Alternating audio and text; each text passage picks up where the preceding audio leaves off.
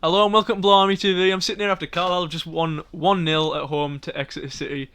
And oh my god, I know I say this a lot, but that is probably the most nervous I've been coming towards the end of a game for a very, very long time. I think the win today isn't the only good thing we can take from today. And I haven't seen many people mention this, but something to take note from today is our starting 11 today was full of players owned by the club. There wasn't a single loan player in the starting 11 today. I think that is an achievement because I can't remember the last time that happened. It certainly hasn't been recently. Two loan players on the bench, Josh Coyote and Ethan Walker, both came on and both played quite well with the amount of time they had to spend on the pitch. But no loan players, I think it was really good because there's been times in seasons before where we've come at the halfway point and we're in a position like we're in now, but because all of our loan players decide to go back to their own club because they're playing well, we just drop down the table. John Sheridan's last year is a good example of that. With Ashley Addison and Yates, them two were great for us. Then their loans ran out and they went back to the parent clubs and we dropped down the table. That isn't what's going to happen this year because, you know, we need to keep hold of our players for one more day in the transfer window. And I really hope that happens because at the start of the transfer window, I was really scared that John Mellish, Callum Guy, and Tanner were the three that were going to go. All of them being young and all of them having really good impacts. But we seem to have held hold of them for the time being. Obviously, Josh Coyote hasn't been recalled, and it looks increasingly unlikely like that's going to happen. But on the game itself, we weren't great, we weren't awful, but beating a good side like Exeter while not playing our best football is really good. Now, I was a lot more nervous coming into this game than I was on the Newport one that got called off, because Exeter are a team that we've always seemed to struggle against. And Exeter just seemed to always get one over on us, especially earlier this season. I feel like it was the exact flip of what happened earlier this season. At the start of the season, Carlisle played better but lost. And, well, I wouldn't say Exeter played better because, obviously, you look at the stats, we were by far the most threatening side. They didn't have a single shot on target, which means, you know, it's... I don't know how true that stat is, but that's what it says on Google Sports anyways. We had 2 shots on target to their 0. We had 11 shots in total to their 3. We did out-attack them today, if that makes sense, but that wasn't for Exeter not having some of their chances of their own. I think towards the end we picked it up. Taylor Charters came on right at the end. He didn't do anything wrong. I personally think he should have started today instead of John Mellish, but I understand why he didn't, because John Mellish is our top scorer this season and it would be very harsh to drop him. A goal from Lewis Alessandro, I'm sure Plymouth fans will absolutely adore that. Obviously, Plymouth and Exeter not being the best of friends, both coming from a similar region of the planet. But yeah, obviously Lewis Alessandro being the next player of Plymouth. I've seen a lot of Plymouth fans on Twitter being quite happy about this result. And, you know, Exeter fans will be fuming. And I expect to see a few Exeter fans down in the comments now.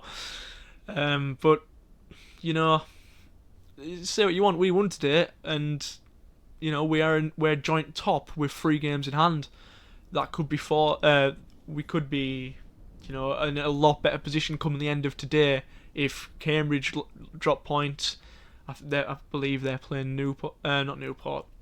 Cheltenham. And we could do Forest Green dropping points. They're playing Crawley. Both teams capable of getting results from top sides. Both teams that have got results from top sides. But we'll have to see. On the individual players today, I think everybody looked a tad rusty. Some more than others. I think Anderton didn't have his greatest of games today. There was an instance where Paul Farman came out and just punched the ball, even though it was clear he probably could have caught it, and that spurred on a Exeter attack. But it's to be expected. I'm not gonna have a go at anyone today because we haven't played in 5 weeks, and of no fault of our own, because not just have we not played, but we've been travelling to places and then the game's getting called off. Twice at Harrogate, and then the disgraceful decision to call off the Newport game. I personally think there's something going on behind the scenes there, you know. Them waiting for a few players to come in with a few of players of their own out. They've thought, well, this is a big game for us this season, so what we'll do is we'll call this game off until we can get some signings in, and they have done that. and I think that probably should be investigated. But you get that kind of thing in football, don't you? And let's just hope we can beat them and show that it doesn't matter how many players they bring in, we are better than them. And I sincerely believe that we are better than them. This game means so much. I think a lot of people won't understand how important this was to our season. This is probably the most likely we are to drop points against a tough side who we've had trouble faced in the past after we haven't played for 5 weeks because of a multitude of reasons. We've been electric failure, snow, a supposed waterlogged pitch, and then COVID as well. And you could tell to a degree that we weren't at our full fitness, but we played as well as we needed to, and we won, and that's all that matters. 3 points. And it's the first time that I've actually believed. Well, it proved today that we probably should be going for top of the league. We do deserve to be up there with results like this. It's like Liverpool last season. Even when they didn't play the best football, they would still win, and that seems to be the story of our season as well. And we are just playing out of our skin at times. And considering pretty much every player in the squad was brought in on a free, it just shows the excellent work Chris Beech is doing. And the board in general. I know the board's got a lot of stick over the years, but they obviously had made a good decision bringing Chris Beech in. A decision people didn't like at the time. I remember when Chris Beech did sign, there was a lot of people saying, who's this assistant manager at Rochdale, a club that are arguably a smaller club than Carlisle, and we're getting their assistant manager. What is that? But I'm surprised.